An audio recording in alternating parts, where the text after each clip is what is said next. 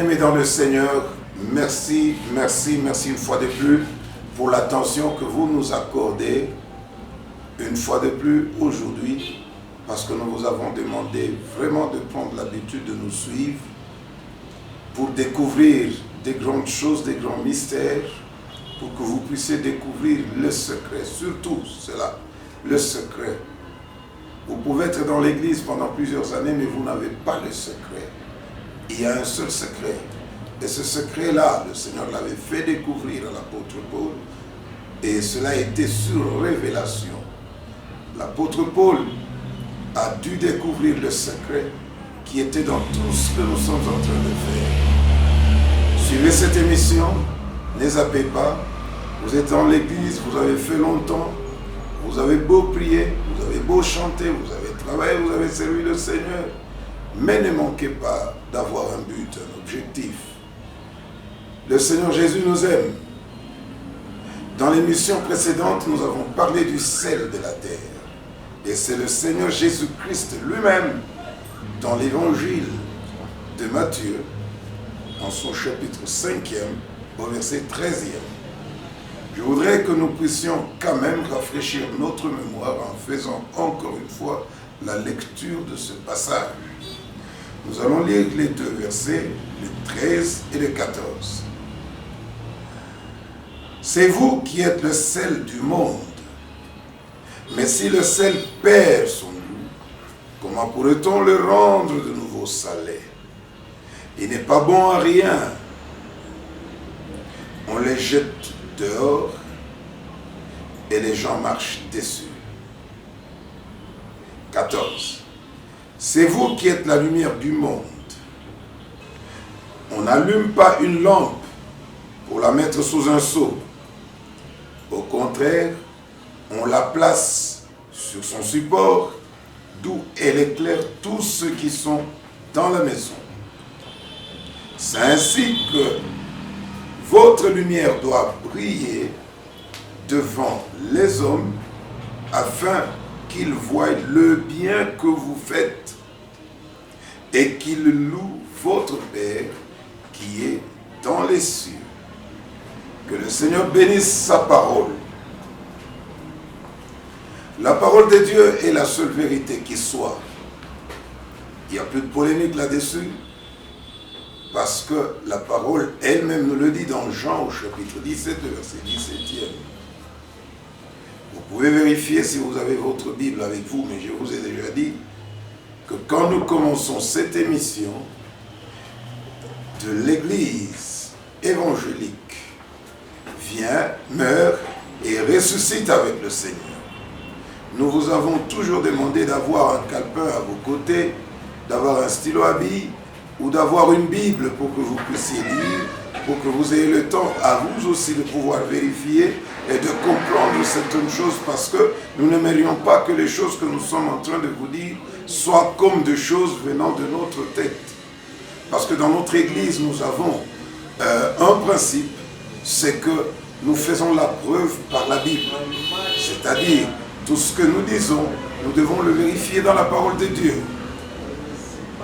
Parce que l'Église est le pilier et la colonne de la vérité. Étant donné que la parole de Dieu est la vérité, donc c'est dans l'Église que nous devons trouver abondamment la parole qui est écrite. Cette parole de la prophétie, nous devons nous y attacher. Vous allez découvrir que c'est ça le secret lui-même.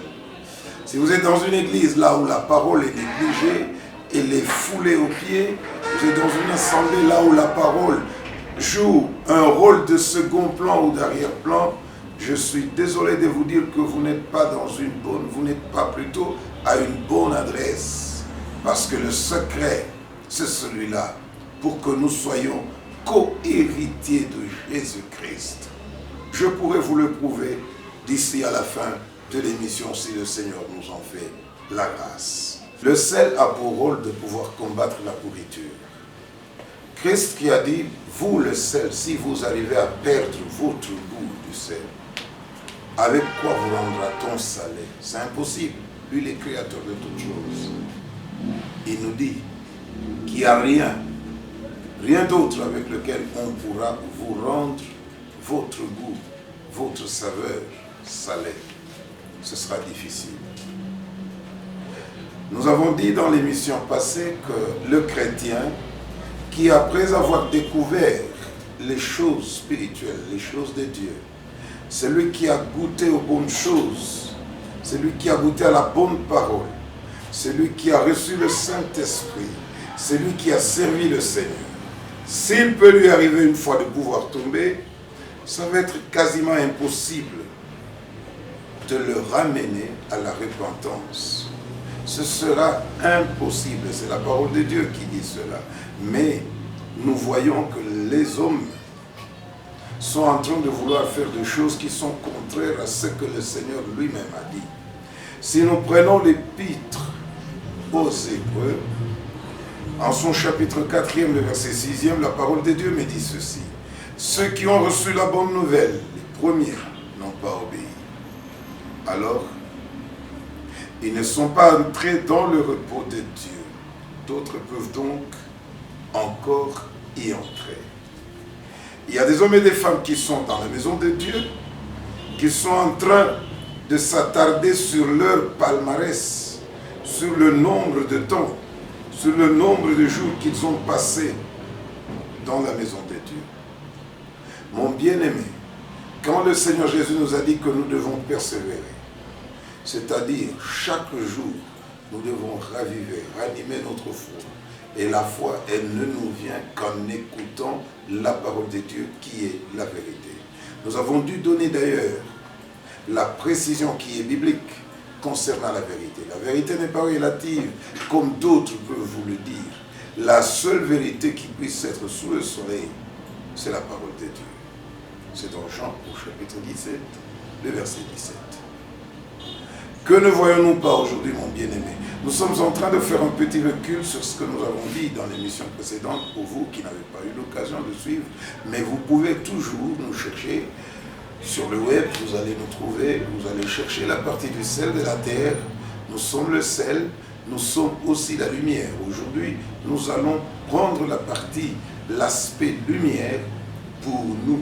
Parce que Christ lui-même a dit qu'il était la lumière du monde. Pendant qu'il était dans le monde, il fallait que nous puissions marcher avec lui et auprès de lui. Mais comme il est parti, il a dit que c'est nous maintenant qui jouons ce rôle. Nous sommes la lumière du monde. Nous devons lire par nos bonnes actions, par nos bonnes habitudes, qui seront empreintes de la parole du Seigneur. Je voudrais que nous puissions nous rappeler une autre parole qui est dans Hébreux, au chapitre 6e, le verset 4e. La parole de Dieu me dit ceci. Prenons le cas de ceux qui sont tombés dans leur ancienne vie. Ils ont été éclairés par la lumière de Dieu. Ils ont goûté au don du ciel et ils ont reçu l'Esprit Saint. Aujourd'hui, nous trouvons des hommes, des gens qui s'appellent aujourd'hui des grands serviteurs de Dieu. J'en connais un seul, celui dont le témoignage a été donné dans la Bible par le Saint-Esprit au travers de l'ange qui est arrivé annoncer aux parents de l'enfant qui devait naître. Je vais parler de Jean-Baptiste. On a dit qu'il serait un grand serviteur aux yeux de Dieu. C'est lui qui était un grand. Et Jésus-Christ a dit que de tous ceux qui sont nés de femmes, un seul était plus grand. C'était qui? Jean-Baptiste. En plein tournage dans ce studio Red Vision, nous avons besoin de la lumière pour que nous puissions avoir des belles images. S'il n'y a pas de lumière, il n'y a pas de tournage. Alors le Seigneur dit, vous êtes la lumière du monde, parce que le monde était dans les ténèbres. Mais maintenant, la lumière que vous êtes, vous ne voulez pas que les gens puissent regarder à vous pour vous suivre comme modèle. Vous dites, pourquoi doit-on s'occuper de moi? Vous trouvez la lumière qui exige qu'elle puisse avoir une vie privée. Cela veut dire que la lumière ne voudrait pas que les gens puissent suivre. Et il y a même des hommes qui disent, faites ce que je vous dis, ne faites pas ce que je fais. Gloire au Seigneur, c'est l'accomplissement de la parole qui est dans la Bible. Je me rappelle, cela est dit dans Matthieu. Et c'est le Seigneur Jésus-Christ lui-même qui l'a dit. Nous aurons le temps de le dire. Nous lirons cela. Parce que dans cette émission, nous faisons la preuve par la Bible. Le verset 4e d'Hébreux 6 que nous avons pris, quelqu'un qui, après avoir écouté, après avoir goûté, après avoir expérimenté la lumière, après avoir été dans des choses qui sont normales, c'est-à-dire dans des choses du Seigneur, cette personne a aimé la belle parole de Dieu. Cette personne a senti la puissance des forces du monde qui vient, le monde à venir. Et pourtant, cette personne arrive à retomber dans l'ancienne vie. Vous trouvez un serviteur de Dieu qui peut s'appeler apôtre ou qu'on appelle apôtre, je ne sais pas, le titre apôtre, c'est devenu un sobriquet ou quoi, tellement qu'il y en a plein dans cette ville, qu'il y en a plein dans ce monde, il y en a plein dans ce pays.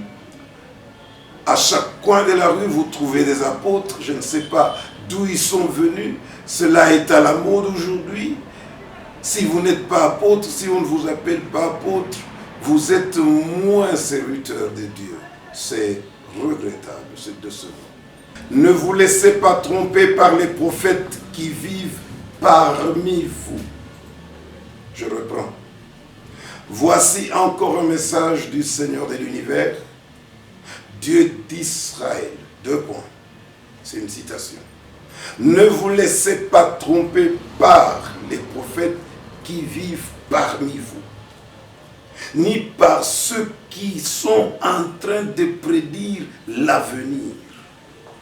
Ne faites pas attention à ceux qui veulent expliquer vos rêves. Ils troublent votre paix inutilement. Ne faites pas attention à ceux qui veulent expliquer vos rêves. Ils vous distraient, ils sont en train de jouer avec votre quiétude. Ils vont troubler votre paix inutilement. Lisez la parole du Seigneur, méditez la parole du Seigneur. Que cette parole ne s'éloigne pas de votre bouche. Méditez cette parole nuit et jour. Ainsi, vous allez réussir dans tout ce que vous allez entreprendre. Qui le dit? C'est le Seigneur lui-même, le maître de l'univers. C'est lui qui a fait le ciel et la terre. Il le dit à Josué. Je ne cesserai jamais de vous le rappeler. Josué a fait un exploit. Josué a renvoyé tous les scientifiques encore dans leur laboratoire. Il a changé le cours normal de la science. Les hommes nous ont menti à l'université, nous ont menti à l'école primaire et secondaire. Ils nous ont dit que c'était la terre qui tournait autour du soleil. Mais parce que Josué a médité la parole du Seigneur. Il n'y avait que 5 livres. Mais avec cela, il a dû arrêter le soleil. Tous les scientifiques le savent. Même s'ils peuvent refuser de le croire, qu'est-ce que ça me fait, moi? Moi, je sais que la parole de Dieu, c'est la seule vérité qui soit. Dans Romains, Paul, l'apôtre, me dit ceci. Dans Romains au chapitre 3, le verset 3e, je voudrais qu'on lise. C'est important. Toi qui es en train de me suivre maintenant, tu peux être en train de vouloir accepter ou refuser. C'est ton droit. Mais je t'assure que l'enfer est réel. L'enfer est là. Mon bien-aimé, si toi aujourd'hui tu es infidèle, si toi tu refuses de croire en la parole de Dieu, si toi tu refuses d'accepter la parole de Dieu, tu penses que Dieu va changer? Si Dieu a dit que le dernier jour, ceux qui n'auront pas cru, parce que Christ, quand il est arrivé dans Jean au chapitre 3, vous lisez déjà à partir du 18e verset, vous allez trouver que ceux qui auront cru en Jésus, il va leur donner le pouvoir de devenir enfants de Dieu. Et ceux qui n'auront pas cru, d'office, ils sont jugés, ils sont condamnés. Si toi tu n'es pas fidèle en la parole de Dieu, la fidélité de Dieu, elle réside en quoi? La fidélité de Dieu réside en ce que Dieu fait toujours ce qu'il a dit. Il est derrière sa parole pour son accomplissement. Si toi tu refuses de croire en Dieu, qu'est-ce que ça fait à Dieu? Qu'est-ce qu'il perd? Mais je te rappelle que les tourments dans lesquels tu vas vivre, ce sera pour l'éternité.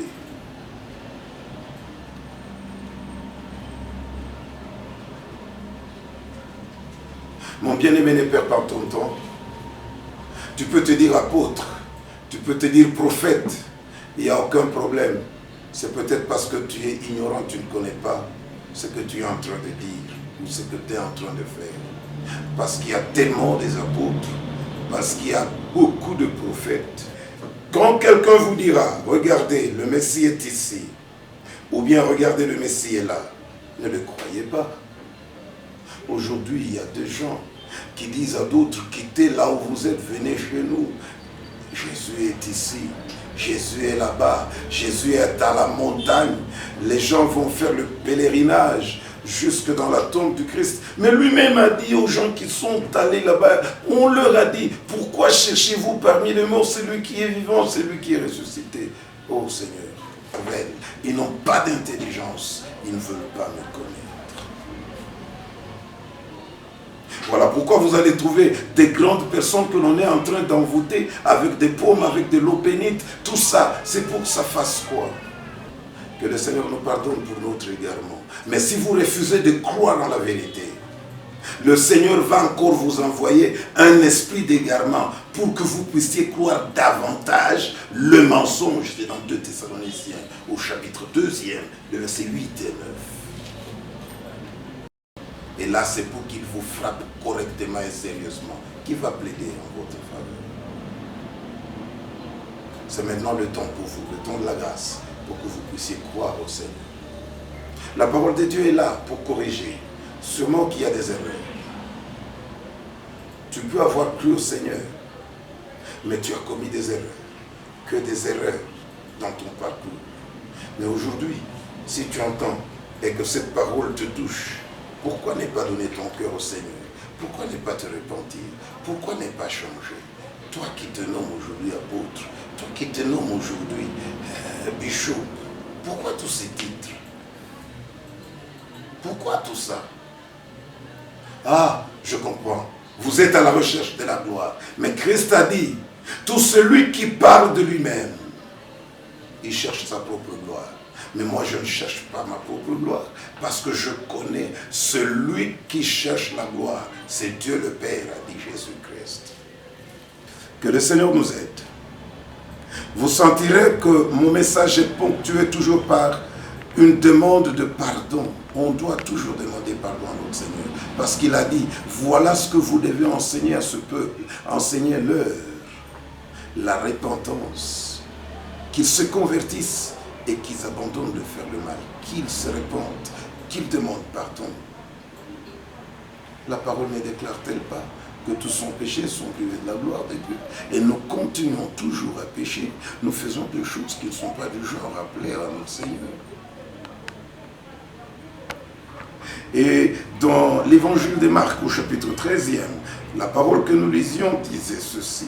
Quand quelqu'un vous dira, regardez le Messie est ici, ou bien regardez le Messie est là, ne le croyez pas. En effet, des faux Messies et des faux prophètes vont venir. C'est lui qui dit ça, c'est Jésus-Christ. Il dit que des faux prophètes et des faux Messies vont venir. Ils feront des choses étonnantes et des miracles.